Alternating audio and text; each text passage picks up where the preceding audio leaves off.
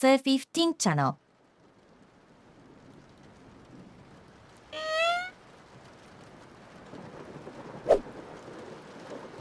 Hey there, Bob here.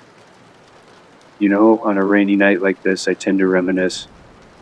And whilst reminiscing, I often feel quite nostalgic for days past. Nostalgia is a funny thing. It tickles you right in the sticky bits. Nostalgia experiences stimulate metabolic activity and blood flow in several regions of the brain, particularly the frontal, limbic, paralimbic, and midbrain areas. Research has found that nostalgia can increase our sense of well-being, boost inspiration and creativity, make us feel more youthful, alert, optimistic, and energetic, and even encourage us to take risks and pursue our goals. But how is this feeling evoked? I find myself going back to the media I consumed as a young robot in the 90s and early 2000s. One of my favorite things to do back then was flipping through gaming magazines. There were loads of good ones, but my favorite was always PSM. PSM 100% Independent PlayStation magazine was a spin-off of another magazine called Game Players. Much of the original staff of Game Players made the jump to PSM, including editor-in-chief Chris Slate. The magazine always had a lot of personality with irreverent humor strewn throughout. Issues came packed with disc tray lid or memory card stickers, and the covers featured original artwork by various comic book artists. When it comes to games, one franchise that has always been very close to this old mechanical heart is the king of the martial arts deathmatch, Mortal Kombat. In the July 1998 issue of PSM featured an interview with Mortal Kombat series co-creator Ed Boon and designer Dave Michicich about the upcoming Mortal Kombat 4. This was the series' jump to 3D, and one that would be divisive among MK diehards. I think this will be an interesting read. Let's check it out. Ed Boon and Dave Michicich are the project leaders of the MK4 team. Ed is a veteran of all four MKs. His contribution to MK4, besides a lot of the core programming, was to balance out the gameplay. Dave is relatively new to the scene, having gotten his feet wet with MK3. He is now head of the art team for MK4. We recently spoke with them about quite a few subjects. What was your goal when you started Mortal Kombat 4? I mean, you've got 3 under your belt already, Ed. And 1 for you, Dave. What did you want to accomplish with the 4th one? We wanted to make the transition into 3D, where all of the fighting games like this eventually go. We wanted to maintain a certain amount of familiarity while introducing new features to the games, the main one being the interchangeable weapons. And also just the 3D movement incorporated into the existing format that we had established since the first one. The first Mortal Kombat was a pioneer of sorts in many areas. It was the first game with fatalities, a realistic playing style with blood, and it had a lot of other unique gameplay features. Now that almost every game has taken these ideas, do you feel it diminishes the impact of MK? No, I don't think it diminishes the value of Mortal Kombat. With a game coming out in the future where you can kill somebody at the end, I don't think everybody is suddenly going to go, oh wow, that's so cool and nifty, kind of like they did with Mortal Kombat 1. So that's to some degree why we tried to do different things. We added humor and stuff to MK2, and then we added a run button to MK3, and we added the weapons to MK4. I don't think we're going to ever do a Mortal Kombat game that doesn't introduce something new to the whole formula. Because if we don't keep adding new ideas, we're just kind of rehashing the same old stuff. Well, on that note, what would you both like to do with the MK license that you just haven't done yet? Good question. With just Mortal Kombat 4, me and Ed could really answer this better. It almost feels like Mortal Kombat 1 to me, because we've just thrown ourselves into all this new territory for the last year and a half, moving to 3D. But there's a lot of fresh road to go down for us. Yeah, I don't think we've fully exploited the possibilities of what can be done with this real 3D world. In Mortal Kombat 4, we really felt a need to maintain some elements of the familiar Mortal Kombat gameplay, and if we were to do another one, it most likely would be a really radical change from the whole formula. We'd throw out everything and start from scratch again for the sake of, newness. What unforeseen problems came up when transitioning Mortal Kombat from 2D to 3D? Mortal Kombat 4 was really hard in the sense that we were doing everything for the first time. Even with Mortal Kombat 1, we already knew how to digitize characters, and we knew how to go through that process. But Mortal Kombat 4 was kind of like, we knew what we wanted to do, but now Dave had to make three-dimensional versions of these characters. We had to learn how to motion capture, transfer all that data into the game, and get it to still feel like a Mortal Kombat game. So we spent a lot of time, trial and error with different software packages and what have you. At the same time, we were still trying to introduce new features, the weapons and what have you, into the game. So the hardest part was just that we had such a huge learning curve. What features had to be left out of Mortal Kombat 4? Goro, obviously. We always wanted him to be in the arcade, and so he's going to be in the home version. There were several characters that we just didn't have time to put in, and we probably wanted to do a little more with the 3D elements than we had time for as well. What was the most outrageous rumor that you guys ever heard about your game? Probably the most ridiculous one that was taken seriously was nudalities. Yeah, nudalities. Right. We've heard like OJ-alities and all this stuff like that. There were people who would swear up and down that there were nudalities in the game and, whatever. And that they had done it. Exactly. What did you guys think of the Mortal Kombat movies? Well, the first one we liked, and we weren't really involved as much with the second one because we were so busy working on our games. So that one was kind of, a little bit less of our input. What kind of input did you have in it? Script input, directorial? The first one we were involved with from the beginning. They were from our original concepts and they stuck to the story really tightly. By the time they started planning out the second one, we were working somewhere between MK3 and MK4. And, we didn't get quite as much input into the final product. What do you think of the new Mortal Kombat TV show? Do you guys have input into that? I haven't seen much. John might have seen a little more. I know there was a script floating around here, but haven't had a chance to read it yet. Have you ever had a cameo appearance in any of the movies? No, but I was the voice of Scorpion in the first and second movie. You mean you were the get over here guy? Get over here! Yeah, exactly. I actually did that on a soundstage in California, but that was about the extent of it. How important do you think storyline is to the success of the Mortal Kombat series? Very. I don't think you can put your finger on any one thing that would explain why Mortal Kombat has become what it has become, but you can certainly point at several elements, one of which is the story, being as deep as it is. Right now it has expanded to a soap opera with over 40 characters. And you obviously can't tell a detailed story with 40 main characters in it, so it's comprised of a bunch of little stories, all of which surround this main element. But yeah, I think the story is a big part. Unless it's something that has been worked out for several games in advance, or do you work on each story as the game comes along? The second one you said, as the game comes along. Has the internet affected the Mortal Kombat phenomena, and has it changed the way that you have to approach the design of the game? Yeah, part of the magic of MK1 and 2 was the whole learning curve, learning moves and writing them down and what have you. Then one thing with MK2 and 3, with the advent of the internet and news groups, they kind of prevented us from really having any secrets in the game. When we tested the game in Chicago, people in California were already copying moves, and so there was that whole learning curve that kind of went away. So that changed the way that we put in codes.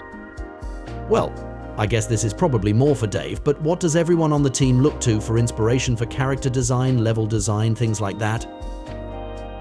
Good question. John Tobias has a major role in character design. We generally say, I want this type of character, and it just kind of happens within a few days. We're a very tight team. We're very close and we work very odd hours around the clock. And I think we read just like a really good family where we're all on the same page all of the time. Somebody will start a sentence and somebody else will finish it. We all have the same idea and things kind of just develop. Do either of you guys have any Mortal Kombat costumes hanging in your closets? Haha. Sometimes they're scattered all over the place, like we'll have shows and they'll go over there, and then we'll film a commercial and they'll go over there. I don't think anybody has brought any of them home, or at least will admit to bringing them home. Ha ha ha. Which is your favorite Mortal Kombat game? Wow, that's a good question. Mine is either 3 or 4. Do you play any Street Fighter, Tekken, or Virtua Fighter? I played some Tekken, and I played some Virtua Fighter 3. What did you think? I liked Virtua Fighter 3. I think it's so sophisticated that it might be outside the scope of some average players, but there's a lot of depth to it. Yeah.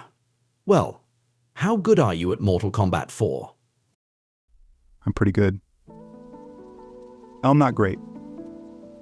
Ed's amazing, although we have game testers here who will kick any of our asses easily. Do you see Mortal Kombat as being more of an arcade title or more of a home title?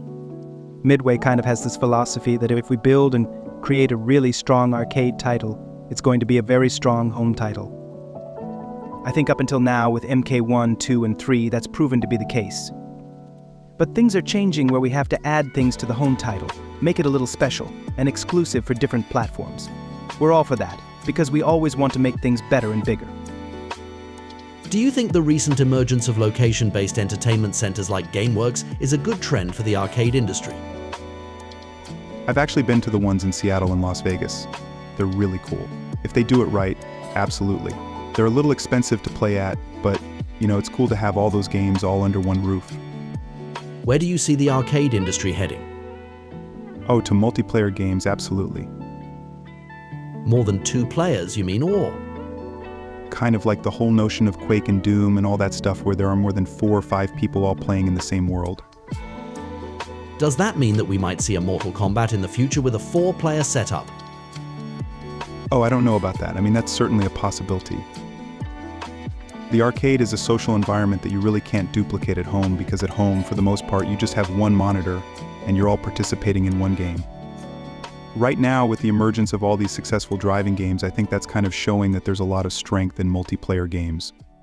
Just for the record, have either of you ever killed a man? No.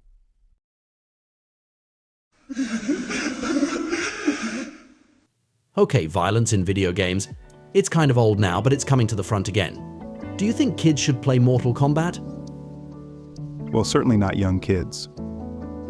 Yeah, that's my opinion too. The game is not intended, as the rating on the boxes say. For mature players, we consider our target audience to be upper teens. Do you think that the current content ratings are working? Yes. When the whole thing first blew up, the main complaint was that there were these games coming out that had really graphic violent scenes, but they were completely camouflaged in the sea of all the other games. There was no method of distinguishing which games had what content, and I think that the ratings basically solved that problem. Has there ever been a move or fatality that you guys came up with that was just so over the top that you didn't use it in the game? Yeah, plenty of times. We go over it and decide what's too far and what's not. We have checks and balances of what's going on. Also, you've got to keep an element of fantasy. Yeah, whenever somebody mentions, intestines or guts or something, we probably draw the line right there. Has the internet affected the Mortal Kombat phenomena, and has it changed the way that you have to approach the design of the game? Yeah, part of the magic of MK1 and 2 was the whole learning curve, learning moves and writing them down and what have you. Then I think with MK2 and 3, with the advent of the internet and news groups, they kind of prevented us from really having any secrets in the game.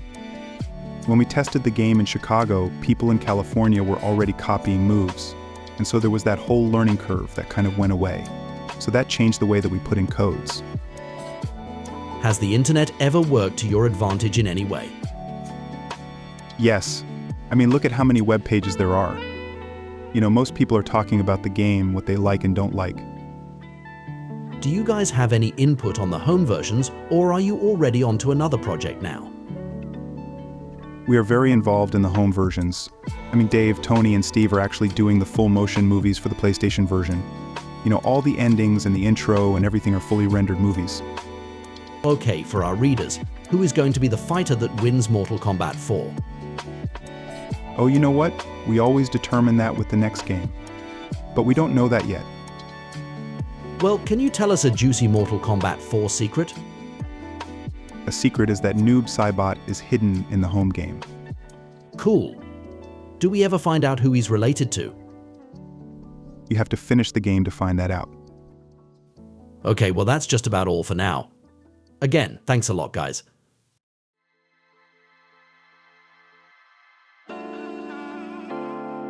Let's see. Anything else interesting in this issue? What do we have here? Thrill Kill. Thrill Kill is a cancelled fighting game developed by Paradox for the PlayStation. Originally intended for release in 1998, the game's plot centered around 10 people all sent to hell and forced by Maruka, the goddess of secrets, to fight to the death for a chance at reincarnation. Thrill Kill began development as Earth Monster, a sports video game based on the Mesoamerican ball game in which characters attack one another as they try to get a ball into a hoop. Developers Paradox were pushed by publisher Virgin Interactive to make the game more violent, and so the original concept was scrapped in favor of an adult-oriented, BDSM-themed fighting game. There was much hype prior to its release for its overtly sexual and gory content, and received one of the first ever adults-only ratings from the ESRB. Sadly, the game was cancelled before it was ever released, though it was reskinned as the 1999 Activision game Wu-Tang Shaolin style. Okay, let's read the article. Alright then, it's your old pal Smiley here. Let's check out this Thrill Kill preview from issue 11 of PSM. With loads of great fighting games already out for the PlayStation, any new contenders must have a unique angle to stand out from the crowd. The game designers at Paradox Development know this, and they are putting together an entirely new type of fighter. Get Ready tore the PlayStation's first 4-player fighting game. And oh yeah, it's also probably the bloodiest game you've ever seen. So how does a fighting game work with 4 players? Basically, it's every man for himself, and only one of you is getting out alive. Unlike traditional fighting games, you don't really take damage, so to speak. Instead, players have kill meters that fill up as they land successful attacks. The first player to fill up the kill meter is suddenly charged with energy and can then perform an elimination kill with the simple push of a button. That leaves 3 players and the battle starts over in the second round. When it gets down to only 2 players, you can perform a thrill kill, which is much more intense than the standard elimination kills. You can also play one-on-one or split into 2 teams. As for the story, it's fairly simple. All of the characters are in hell. If you win, you get out. We've been testing an early copy of Thrill Kill for weeks, and it looks very promising. It really is a unique experience. It feels like more of a Twisted Bomberman type party game than a traditional fighter. And man, is this game violent. We've all seen the Resident Evils and the Mortal Kombats, but some of the stuff in Thrill Kill goes way beyond your normal fatalities. Now, if the developers can just manage to follow through on Thrill Kill's promise, we just may have the beginning of a hit new fighting franchise. Toasty! Here we see Tormentor, who has just maxed out his kill meter and is beginning to charge up for the big elimination kill. Elimination kills aren't as flashy as thrill kills. Here, Tormentor simply uses his chain to whip off Dr. Faustus' head. Ouch. The camera zooms in on the head as it flies through the air in slow motion, spraying gross amounts of blood all over the place. Yuck. Tormentor stands proud over his victim's dead carcass. 1 down, 2 to go. A very motley crew. You can initially choose from 8 characters plus 3 boss characters. Each one has its own uniquely disturbing storyline. If you're looking for the typical good guy, you ain't gonna find one here. After all, everyone's in hell, remember. Tormentor, he used to be a judge who would let criminals go free, only so he could track them down later and torture them himself. Not a nice guy. Belladonna, a sick, twisted dominatrix who gets a perverted kind of pleasure out of crushing her opponents. She uses an electric cattle prod. Oddball. This guy can't use his arms because he's in a straitjacket, but he can still ram into people. Definitely one of the weirder characters. Violet. Violet is fast, agile, and can bend herself into positions that are just plain painful to look at. She's completely insane and is as slippery as a snake. The Imp. Tired of being looked down on, the Imp has compensated for his 3-foot frame by using stilts. This guy really is the most outlandish fighting game character ever. Cletus. Cletus likes to eat people, which by itself is pretty darn gross. But he also carries around a human leg as a weapon, which really tips the scale. Dr. Faustus, the doctor is one sick puppy who can either attack his opponents with surgical skill or get real messy, depending on how he's feeling. Mammoth. This guy's just big. No, wait, not big, massive. He's completely lost his humanity and just smashes and grunts a lot. 2 weeks before printing and shipping the completed game, Virgin Interactive was purchased by EA, who promptly canceled its release as they wouldn't publish such a senselessly violent game. Though never officially released, the full game was leaked online and the game gained a cult following as a result. Funnily enough, Paradox Development would later be acquired by Midway, for whom they would develop the 2005 beat-em-up Mortal Kombat Shaolin Monks.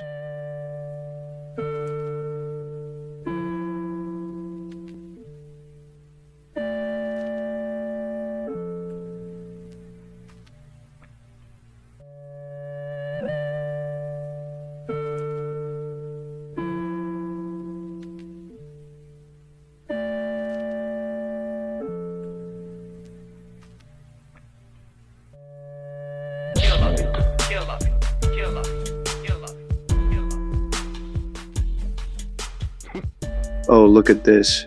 It's the PlayStation Underground demo disc from Holiday 2005.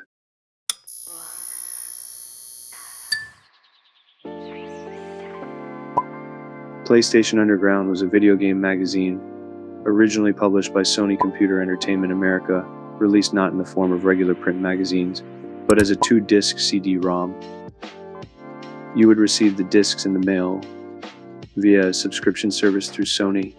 Each issue included 2 discs, the first of which would include various features, with the second consisting primarily of upcoming game demos. The Holiday 2005 disc included a demo of Mortal Kombat Shaolin Monks. Let's check it out.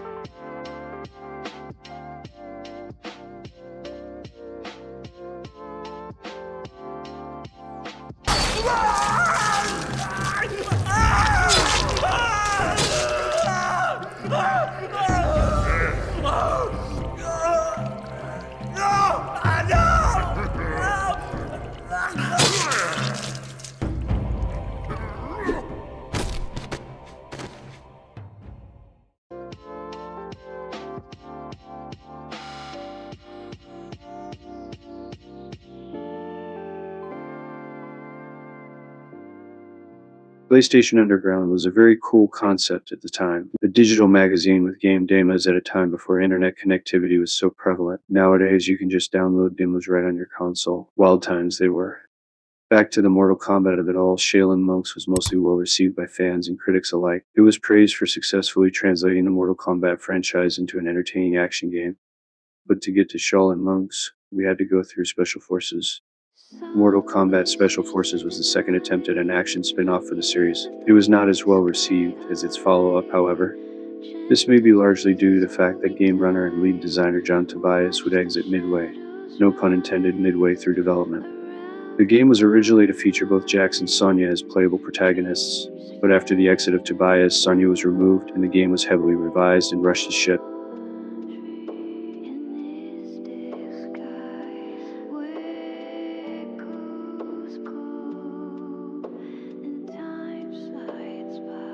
In the July 1999 issue of PSM, John Tobias was interviewed about the game while he was still with Midway. It should be interesting to see what the state of the game was before his departure. Special Forces could have been a totally different game, maybe even a good one. Okay, let's check out the interview. John Tobias has been with Mortal Kombat since the beginning, helping it to become one of the most successful and influential series in video game history. In 1997, John took the series in a new direction with Mortal Kombat Mythologies Sub-Zero, and with Special Forces, John aims to take the series even further from its roots. The project has been shrouded in secrecy. Until now. How long has Mortal Kombat Special Forces been in the works? Let's see, probably a little over a year. We plan on having it out on the store shelves probably sometime in early to mid-November. And that's both versions, PlayStation and N64. Sonya, Jax, and Kano are the main characters in MKSF, right? How did you come up with those guys way back then? Actually, Jax and Sonya have a real weird history because Sonya, when we created her in MK1, she came in as the last character. And initially, the Jax character had her storyline. He was the one chasing Kano, except his name wasn't Jax at the time. His name was Curtis Stryker. So yeah, everything was kind of a big mess, and then it just sort of fell into place as we went. We decided to add a female to the first Mortal Kombat game, and then we created Sonya and sort of adapted the Jax story to her, and then kept Jax waiting in the wings for MK2. Jax still had his military background, but costumes changed here and there. I remember I did a color sketch of Jax as sort of a kickboxer. I did that sketch and I didn't like the way it looked, so I decided just maybe it'd make more sense to sort of make him a partner of Sonya's. And Kano, was he something that just popped into your mind? We just wanted a mobster type guy, and Kano was created to fit that bill. We wanted a guy who was sort of a bad guy and who didn't really relate to Mortal Kombat the same way as the other characters. Like, Liu Kang has all these noble reasons for being involved, and Raiden is who he is. Every character sort of has a reason for being there, except Kano was just, a badass who sort of stumbled into it. If you had to pick your favorite characters from the whole MK mythology, who would those be? You know what? I like all the characters. Jax and Sonya, I like the way they fit in. The military aspect gives it a different angle, but I wouldn't say they were my favorite. As for who I like the best visually, I would say Goro and probably the ninjas. When I was creating characters at the time, I was big into giving everybody a real distinctive look, and I was being real minimal with the detail on the costumes, partly because of where graphics were at the time. You could only get away with so much before it starts looking like a muddied mess. So, with the ninjas, I like the V-shape of the tunic that they wear over their black ninja costumes. I think that whenever you see one of those ninjas, everybody knows that they're associated with Mortal Kombat. And then, obviously, Goro with the forearms, which wasn't anything new. I mean, he obviously was inspired by some Greek mythology, but I was pretty happy with the way he came out.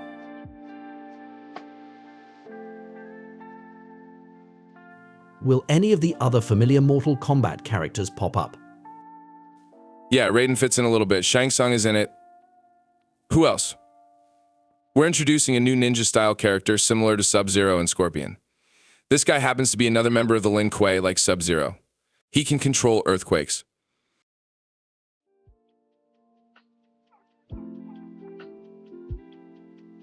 This game is obviously very different from the Mortal Kombat one-on-one fighting style, and it's also different from Sub-Zero's MK mythologies. How would you describe this game? I think right off the bat, when you glance at it, it looks like another third-person action adventure style game. We're in the middle of trying to balance the exploration elements of the game with the fighting elements. And there's a lot of fighting. Except this time around, the fighting takes place in three-dimensional space, whereas with all of our other Mortal Kombat games, all the fighting was done on a 2D plane. So this is the first real departure from that. So in order to make that possible, how much has basic meat and potatoes of the Mortal Kombat fighting system changed? It's interesting, we've retained a lot of things, and the basics of Mortal Kombat fighting were always a kick and a punch. And then there are things that sort of alter that, like you pull back on the joystick and you hit a button and you get your spinning roundhouse kick. So we've retained all that kind of stuff. And the way you execute those are still real similar to the way they were in all the other Mortal Kombats. It's kind of fun seeing it in 3D space, and it's actually taken a lot of work in getting that to feel good, because I think whenever you do hand-to-hand fighting on a wide open plane like that, it's real difficult. Some games handle it by having you line up to the guy you're fighting, and that kind of makes it awkward, especially if you're fighting a few guys at once, and there's one in front of you and one in back. I think we did a pretty good job of handling those situations. So is the game's intelligence just really good at knowing who you're attacking, or is there some kind of lock-on function, or... Actually, there is kind of a lock-on function.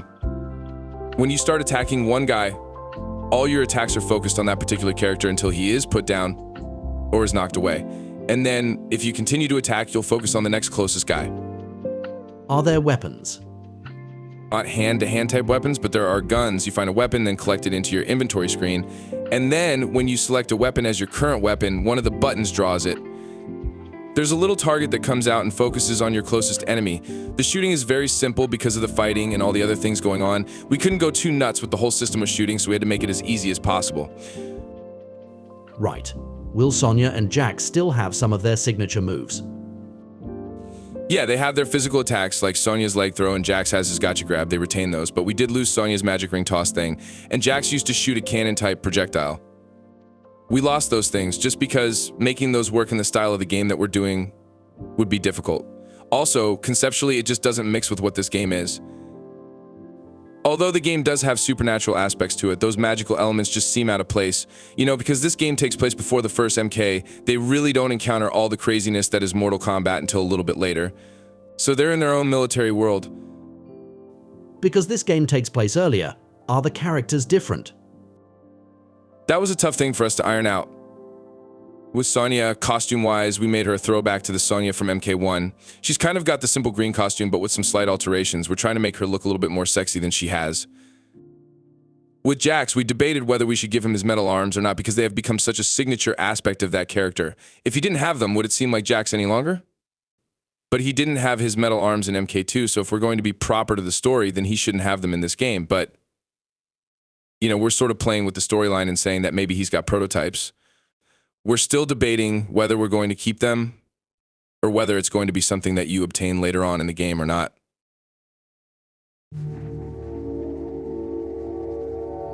Will there still be fatalities?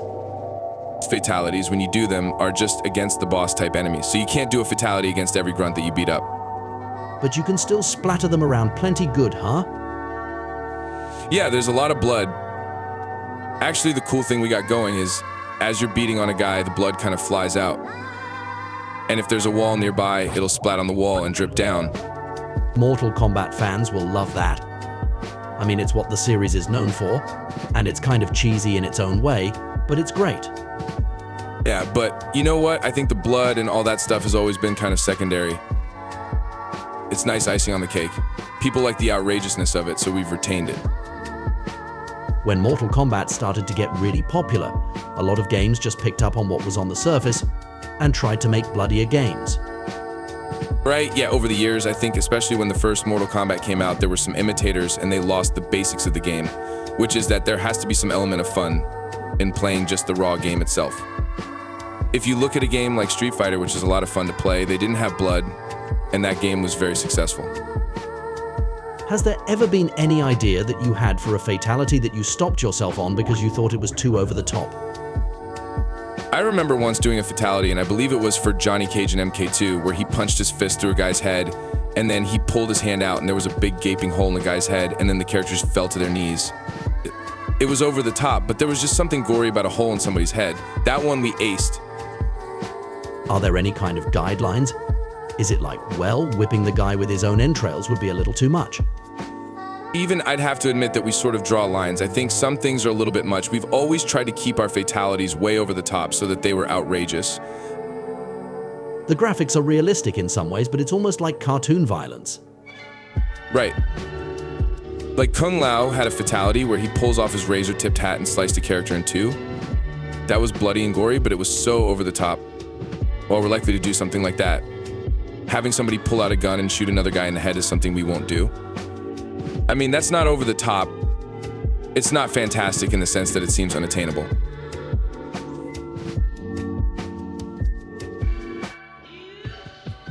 There are some puzzles in Special Forces, but it's still very much an action game. How would you describe the mix? I'll paint the picture of the first level. Jax and Sonya's first mission is to infiltrate a warehouse that the Black Dragon used for smuggling. And it so happens that some of their Special Forces agents have been captured and they're being held hostage in certain places of the warehouse. So you have to make your way through the warehouse to rescue your comrades. Is that all straight action, or is there any sneaking around? No, there's some sneaking around. When you sneak around, the bad guys are in a mode where they're patrolling their areas, but they're not aware of your presence yet. But if you're good with how you save your ammo and how you use it, you could run in there and shoot everybody and get into a big gun battle the whole way through and maybe make it, but you're going to take a lot of damage. As far as puzzle solving goes, let's say there's one of your agents being held in a cell, and if you find the key to that cell, he'll divulge some information about something that's going on in the second floor. Then it's up to you to figure out exactly what he's talking about, solve the little pieces of the puzzle. Nothing is too difficult. Most of the puzzles are related to finding a key. Some puzzles have to do with how the game branches off. That's one particular element of this game, that things will happen in certain levels that dictate how the game is going to end, dictates the path that you're going to take.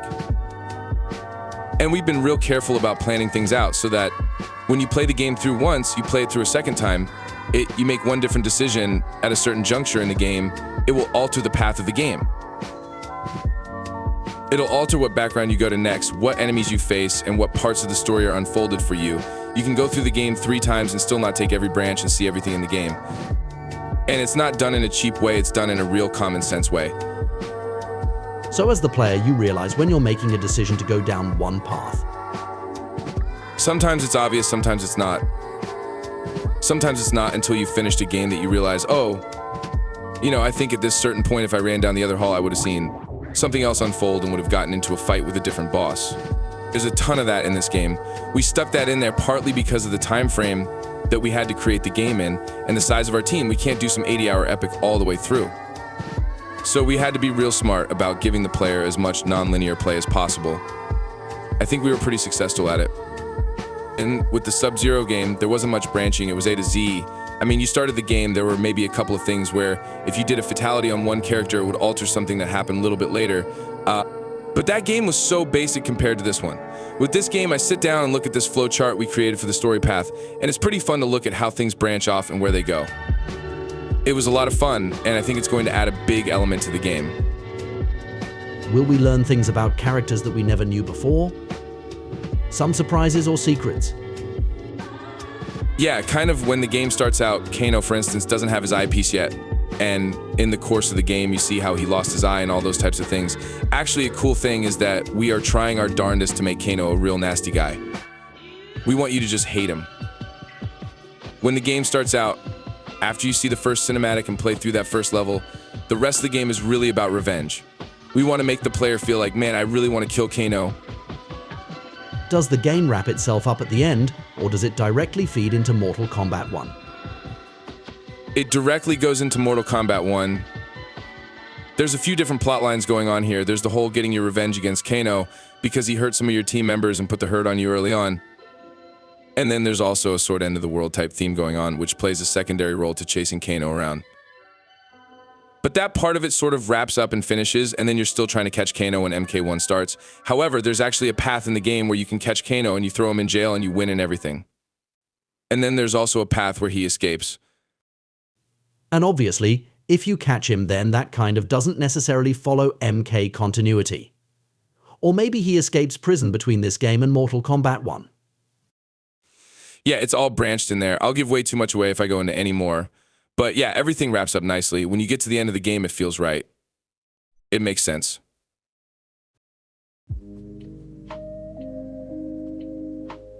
So, do you chase Kano all over the place, or are all of the levels in one primary location? All of our environments take place in Asia. It starts out in Hong Kong and then goes off to an island in the South China Sea. Then it moves into an area of northwestern China, like a desert type area.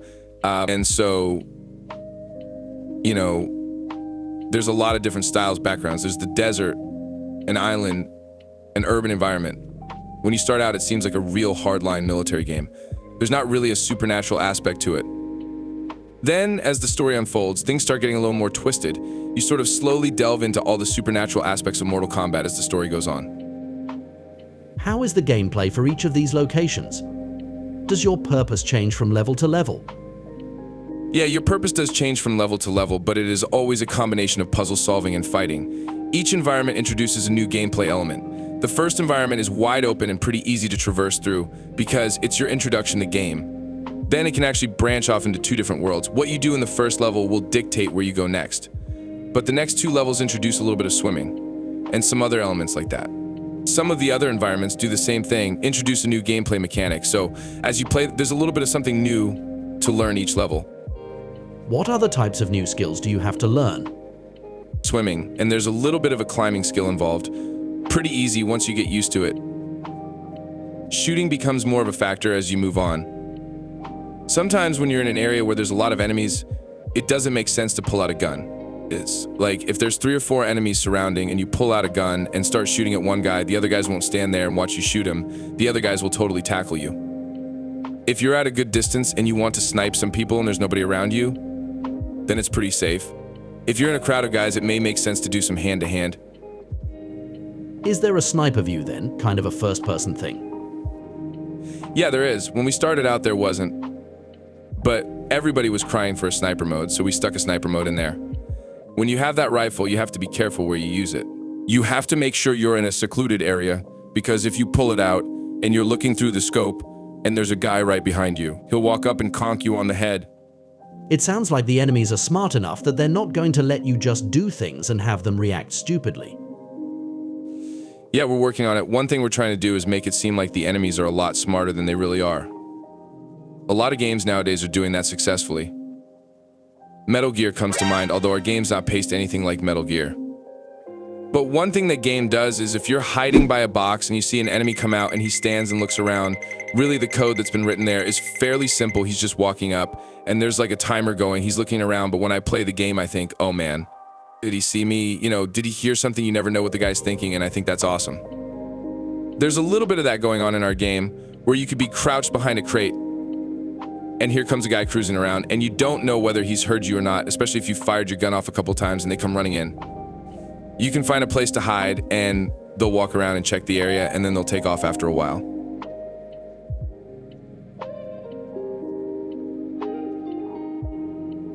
Depending on which character you choose, the game will start differently, right? Yeah, well, it starts a little bit differently, and it also decides what you'll see throughout the course of the game, what path you take and stuff. We'll give you an example. There's an area with a big, heavy door that leads to a branch of the level. If you're Sonya, the door is too heavy for you to lift, but then there happens to be a small grate in the corner that View can climb into because you're small enough to do it. Now, Jax doesn't fit through the grate, but he's strong enough to lift the door. There's elements like that throughout the game. That kind of builds into the replay value too, huh? Because not only are there multiple paths, but depending on your character, there's more ways to get through the game. Exactly. There's the different paths to the storyline, and the game branches off in that sense. Then also who you play as will alter a little bit of what you see and who you fight. So like I said, we're pretty meticulous about planning that stuff out, and I think it's going to be a lot of fun. I think it's going to be fun in a sense where you play through as Sonya. You won't look at playing through as Jax as being a chore. I think it'll be more like you want to play through as Jax because you want to see how certain parts of the story transpire. Because when you play through as Sonya, as the cinematics play and as the story unfolds, Jax is off doing his thing. And a lot of areas in the cinematics, Sonya and Jax kind of come back together. You can tell right away that they've been on slightly different adventures. Sonya shows up in a room and there's a boss that's already dead, and Jax is in the room with the guy, and Jax finished him off. If you played as Jax, that would have been an encounter that you would have experienced. Oh, so is it supposed to be understood then that no matter which character you choose, the other one is going through the game at the same time on their own? And doing something differently, right? They both go through and you pick one guy, although it does mix up a little bit, but that's primarily it. They go through the adventure together. And it's not like you pick Sonya in the beginning and she goes through it alone all the way through. Jax is there as well, doing the things that are necessary to progress the story. The tough thing is when we started this, we were debating whether it would be a co-op game or just a single-player game. We really wanted to do a two-player cooperative thing, but with the number of polygons we want to get on the screen and the detail we wanted to put in, adding that second player would have really hampered things. So, who knows? I'd still love to do a game like that, but maybe on one of these newer systems. Maybe PlayStation 2. Yeah, it opens up a lot of doors. One final question: in all your time working on Mortal Kombat, what is the weirdest Mortal Kombat related thing you've ever seen? Let me think. There's been so many. I'd say the fan mail we've gotten. I remember once we got a bunch of photographs of this group of people posing in their own homemade Mortal Kombat costumes. It reminded me of Star Trek fans, you know, how devoted they are. The other weird thing we got once was photographs of this guy whose entire body was tattooed with Mortal Kombat characters. Oh my goodness! All over his body. That was pretty amazing. He had the dragon symbol on his back, which actually looked really cool. Then he had Scorpion on one bicep and Sub-Zero on the other, just stuff all over the place, and that was pretty freaky. Now see, that's the kind of guy that you'd expect to go off the handle if Kung Lao doesn't get his hat back on the TV show. Yeah, he'd get really angry and then I'd have to run.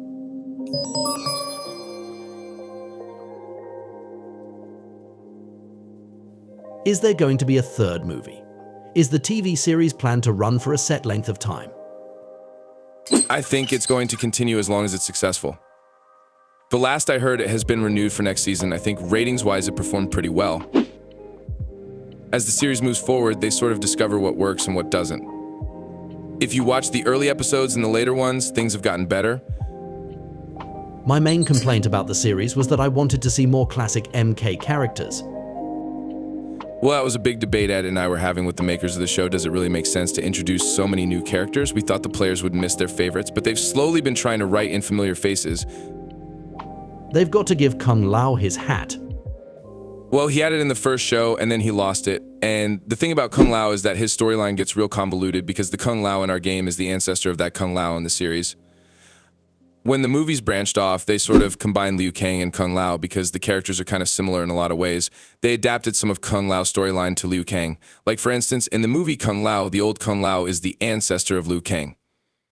In our game, Kung Lao is the ancestor of Kung Lao. Fans really liked Robin Shou as Liu Kang in the movies, so instead of coming up with a new guy to be Liu Kang, it was probably good for the series to go with Kung Lao. Yeah, I think my only observation with the Kung Lao character in the show is I think he needs to be a little bit tougher. He's always pondering his existence, and it always seems like he's, 5 seconds away from breaking out in tears. The guy who plays Shang Tsung, I think, is excellent. He's not in too many episodes, and I know that we'd like him to be in as many as possible. Kerry Tagwell was a great Shang Tsung in the movie, and think this guy is just as good. His name is slipping me right now, but I think he does a fantastic job. And hey, you can't beat the women on that show. Every episode they add some new girl dressed in barely nothing, and they always end up at some parlor where there's 2 women petting on each other. Yeah, we always joke that you can whittle the show down to 3 things: a little bit of talking, a lot of fighting, and a lot of sexy babes.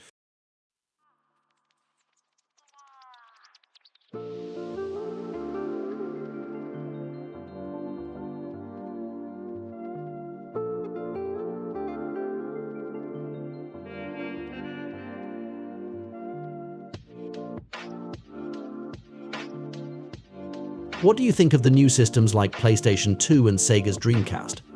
Where do you think things are going to end up when all the dust settles? It's tough to say. I've seen MK4 on the Dreamcast, and it actually looks really, really good. So I know what that system's capable of. And then I read the specs on the PlayStation 2, and I just say, my God, this is amazing.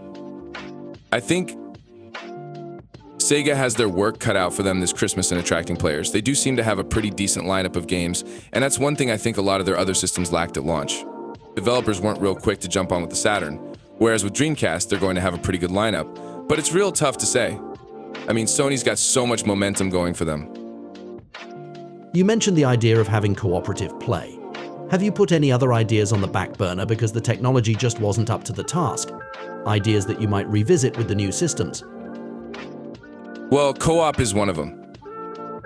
Because if we could have done it, we may have done a cooperative thing. So that's the only thing I can think of off the bat. I mean, there's always something you want to do that the technology just can't handle yet. How would that work? Cooperative play? Would you have a split screen or maybe internet play? I don't know. Well, I think on these home systems, doing it over the internet wouldn't really work. You have to do something where it worked off of one machine. Thinking out loud, I don't like the idea of having 2 players on the screen and then restricting you to leaving the screen. So maybe if we could have incorporated some sort of split screen thing, I think that would work nicely. When your guys get together, then maybe it's all one screen. And if one guy decides, well, I'm going to go look for the key to this door. If we were capable of doing a split screen thing there, that might be cool. PlayStation wouldn't be able to hack that, but certainly these new systems could. So it's exciting to look at developing a game on the new systems just because all these other opportunities open up. Things that you want to do but can't are all of a sudden a possibility.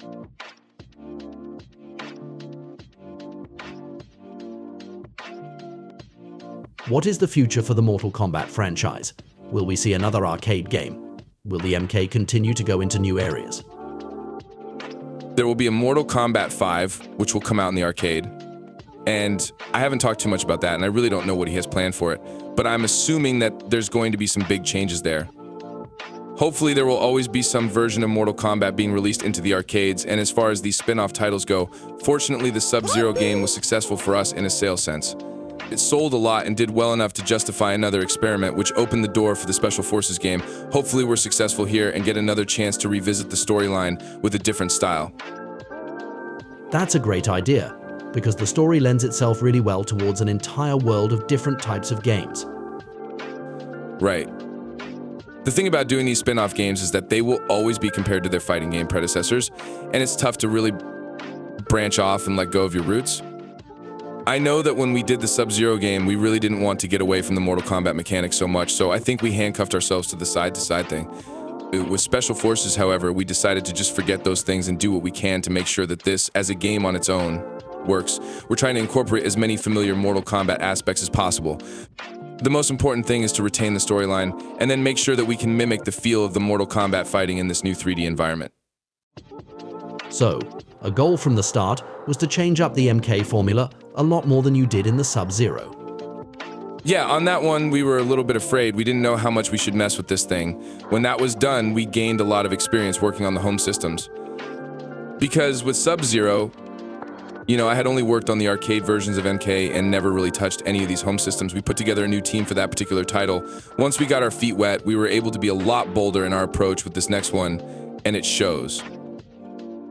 The funny thing is, when you do a game the first time around, you wish you could almost do that as an experiment and not show it to anybody and retain the things that you learned and move on to the next one.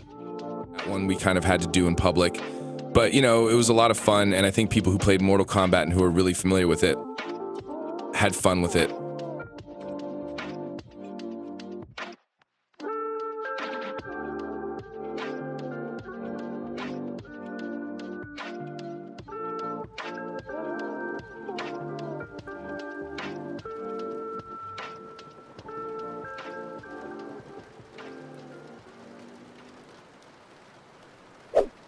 Wow.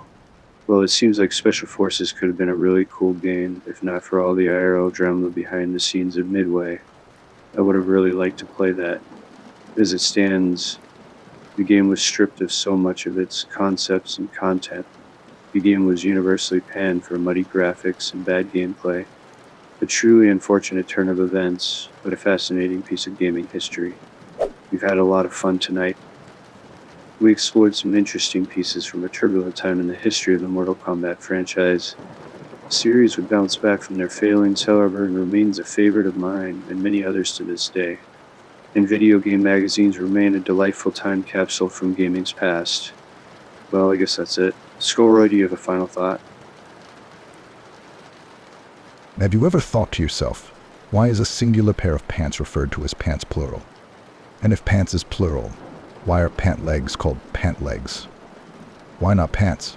If the pant legs aren't the individual pants that pants is referring to, then what the hell is a pant? Okay, well thanks for that, Skullroy. Good night, everybody.